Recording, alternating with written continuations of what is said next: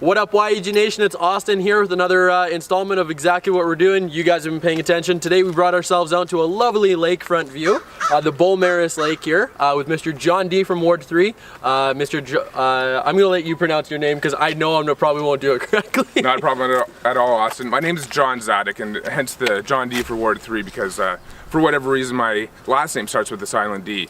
That's also why I wear a shirt, so people recognize the spelling. So yeah, thanks for having me out here. Awesome. So tell us a little bit about yourself, why you want to be in council. Yeah, well thanks for the opportunity and thanks for meeting at one of my favorite places within Ward 3. This lake is very beautiful. I've had some issues with the infrastructure in the past and I've made my own videos about that, so I don't want to rehash that here. So the question was about myself. Well, I think I'm the most suitable candidate for Ward 3. This current city council has been going in one direction for a while, and if we elect the same people, we'll get more of the same. I pose a real alternative. I have a lot of technical skills that I'll bring to city council and just a different approach altogether. So I am an urban planner, which means I deal with rezoning, subdivisions, land use issues, all the types of things that make a city tick. At the heart of it, city council deals on land use matters and urban planning, and so I have the ability to read these reports that engineering departments or consultants put forward, and instead of having the city's administration interpret them and provide recommendations, while I will rely on that to an extent, I also have the ability to see what the reports are saying and seeing if things could be done a bit differently. So I think that experience is unique on city council, and I look forward to bringing that to the table. The other thing about myself is I'm in the military as a reservist, and while that might not be the most direct relevant work experience at face value, I would say that it just shows that I'm patriotic, it shows that I can provide clear direction and I'm accountable for my decisions. I like to play within the rules, I'm very ethical, and I like to set a target and get it done and move on to the next. And with city council, it's all about listening to people, so that means listening to people, what do they want, and then advocating for that and moving to the next project or the next project. We don't need studies going on forever about what people want.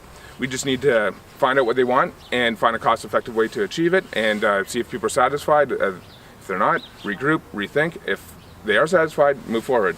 So that's awesome. So with that here and with us being in Ward 3, you're one of the first Ward 3 candidates that we've done and you got a chance to speak to here. How do you feel that the north side of Edmonton has different needs or different places that need attention than places like on the south side? Yeah, that's a good question. So my motto is Ward 3 first, North Side second, the rest of Edmonton third. That's not to say I would do anything that would negatively impact the rest of Edmonton, but it's to show where my priorities are. What I want to do is fight for Ward 3, and then overall a lot of my messaging is about North Side issues in general, so that's my secondary focus. Now, because I want to represent Ward 3, that's why I have this focus. I think the councillors should stand up more for their ward versus just speaking about the city in general. That's, again, not to mean that no decisions should be made that affect the rest of the city negatively, but I'll do what I can to stand up for Ward 3 first. Your question about other areas of the city, though, I should point out there's obviously neglect in other areas of the city. Mill Woods is an example. There's pockets of it that have issues. Some pockets have less issues. And then, of course, in the West End and areas near downtown, there's a lot of issues. But again, I'm running in Ward 3 and I'm making Ward 3 issues my priority. Awesome, and which makes sense. Obviously, if it's in your ward, you're going to want to prioritize that. That only makes sense. I know it makes sense, but you know what? A lot of people are just talking about Edmonton in general or downtown focus. We have a councillor for downtown. I would expect him or her to make downtown a priority, and we have a mayor that looks after the city on a broad spectrum. I'll tell you what, right now, I'm pretty confident that the mayor's going to get back in. The mayor has a lot of good ideas. We can either elect a yes man for the mayor in Ward 3, and then he has even, or she, well, in this case, I think the current mayor will get back in.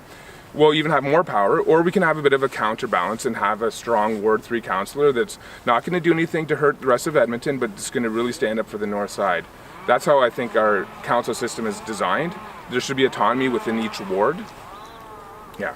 Absolutely. Well, and again, those kind of things make sense.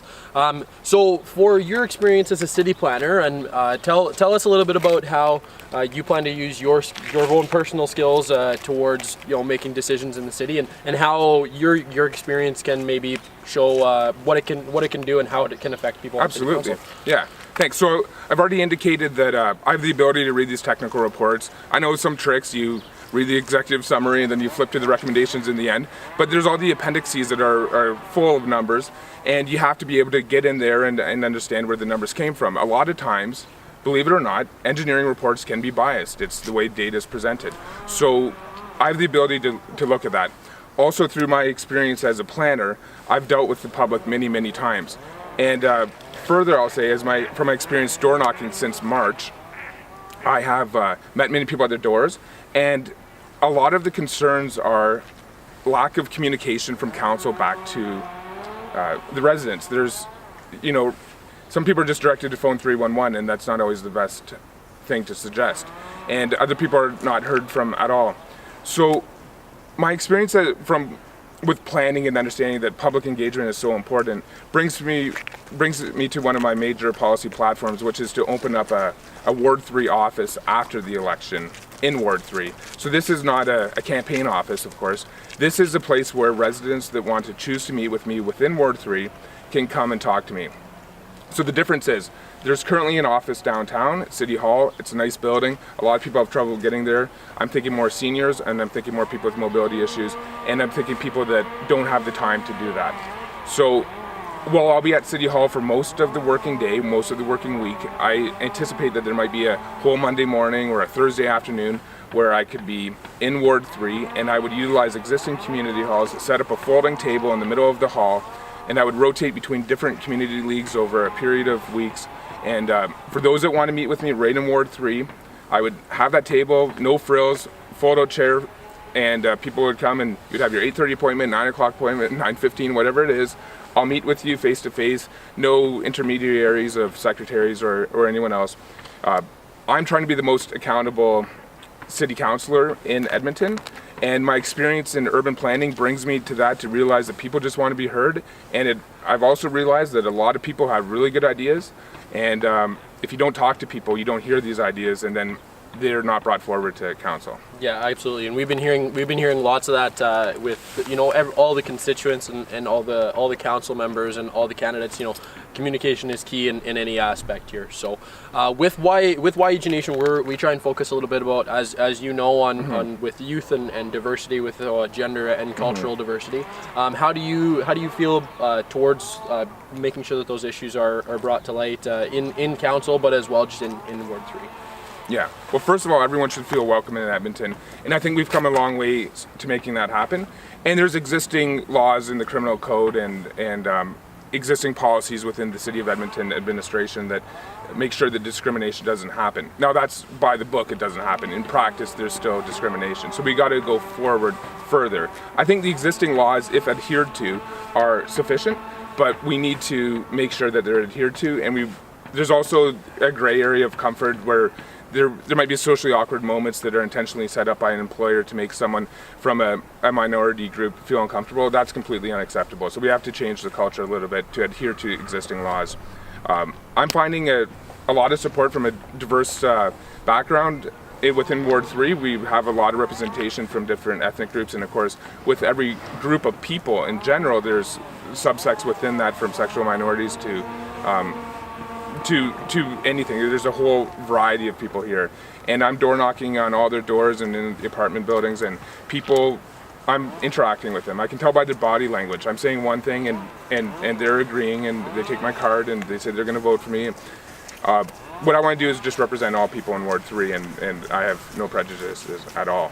That's awesome. And I mean, that's always good. That's always good to hear. Not only from somebody running that's looking to run in and represent somebody from the city, but also just being City of Edmonton. Yeah. We all want to be. We're a big cultural melting pot that we all know. Absolutely, we are, right? Yeah. So we got to embrace it. We got to do cool stuff like that. So do you have any other points that you wanted to bring up to our viewers of the YEGnation? Do you have any other things that you wanted to mention about yourself, about the race? Well, I got a few of my speaking points into some of the questions, so I'll keep this end part short, but I would direct people to my website, and it's jondziadyk.com, or you could Google John D for Ward 3, and I think you'll get that. I've been using Facebook a lot more recently. I've made a lot of my own videos, which you may find entertaining at the least, but hopefully at the best you find it informative as to who I am. I think that this election is all about choice. In Ward 3, we have 5 candidates, me being one of them. I consider myself to be the one that's standing up for the north side the most. You know, I don't want to interpret other people's campaigns necessarily, but I can tell you with all sincerity, my central focus is standing up for the north side. And that does mean a bit less spending downtown because we only have so much tax money. So because I'm representing Ward 3, I want the best for Ward 3. So that's pretty simple. And like I said, I'll set up a campaign office after the election, but now prior to the election, I'm open to hearing from anyone, including people that are not within Ward 3, because it all helps inform my decision making and my policies. So while I'll be representing Ward 3, all Edmontonians, all of YEGnation can reach out to me, and I'll be glad to talk to anyone. That's awesome. Thanks. Well, thank you very much for joining us, John, and, Okay. and thank you very much for giving us the beautiful view on an albeit dismal morning. It is very beautiful, yeah, that's okay. You bet. Well, this is Edmonton, that's what we're used to, right? So that's one of the things we love, you know, not only being cultural diversity, also being a very temperature diversity. Yeah. Thanks very much for joining us, guys. Do not forget to vote Monday, October 16th, 2017. John, do you have your ward forum? It's going to be coming up not too far from now, actually. Yes, when is that? Wednesday, September 27th. Wednesday, Come September out. 27th. Just again, the more information you have about the various candidates, the more you'll see that there's a contrast between us all.